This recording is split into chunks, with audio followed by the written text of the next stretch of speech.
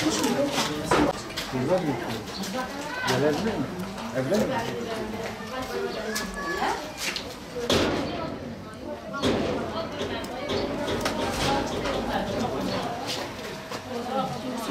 Bir daha size getirmişim.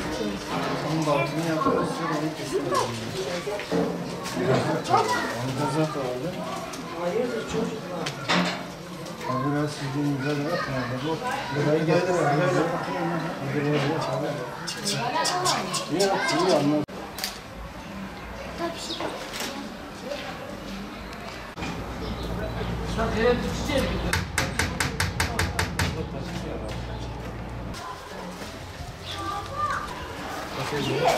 Şuraya bir imza bakın.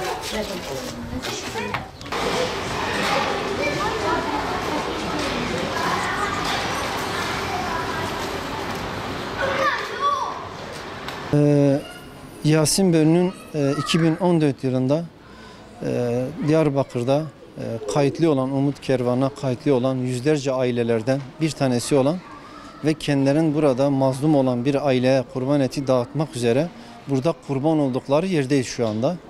Ne yazık ki PKK'nın ve HDP'nin çeteleri olan bu vandalların saldırısına uğruyorlar ve şu anda arkamızda bulunduğumuz bu binadan 3. kattan aşağı atmak yetmemiş gibi üzerinden araba yetmemiş gibi yakaraktan bu zalimane, bu vahşiyane tutumlarını şu anda bulunmuş olduğumuz yerde gerçekleştirdiler.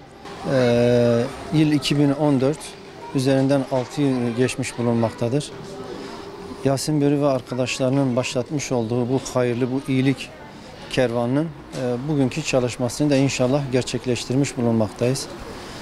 Üye ve gönüllümüz olan Yasin Börü ve arkadaşlarının Diyarbakır'daki muhtaç ve mağdurlara ulaştırmak üzere başlatmış oldukları kurban etlerini inşallah bugün biz de dağıtımımızı gerçekleştirdik.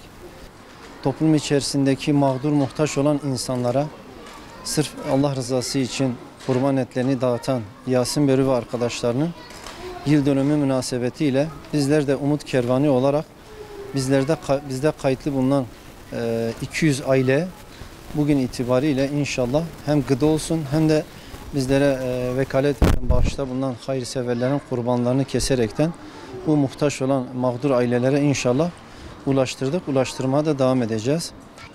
Yasin Börü'nün tek gayesi muhtaç, mağdur olan insanlara bu kurban etini dağıtmaktı.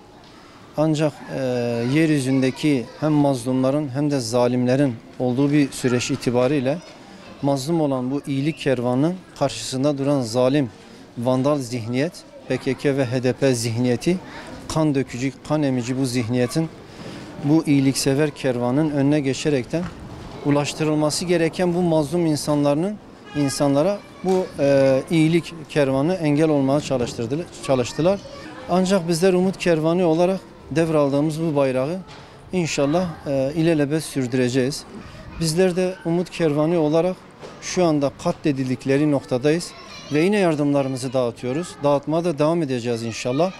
Bu iyilik kervanı yola çıkmış. Allah'ın izniyle, inayetiyle onun dışında hiçbir güç bu iyilik kervanı durduramayacaktır. Velev ki kanlarımızı da dökseler, canlarımıza da kıysalar inşallah yetişecek ve yetişmekte olan bu Yasin Börü ve arkadaşların bu kervanla Allah'ın izniyle bizler devam ediyoruz ve sonuna kadar da devam edeceğiz. Mağdur ve mazlumlar olduğu sürece inşallah bu iyilik kervanı, bu Yasin Börü'nün kervanı da devam edecektir. Bu münasebetle tekrardan Yasin Börü ve arkadaşlarını minnetle anıyoruz. Rabbim şehadetlerini kabul etsin. Onların katillerini de kahretsin. Onlara lanet etsin. İnşallah bu bayrak devraldığımız bu bayrağı bundan sonra da sürdürmeye devam edeceğiz.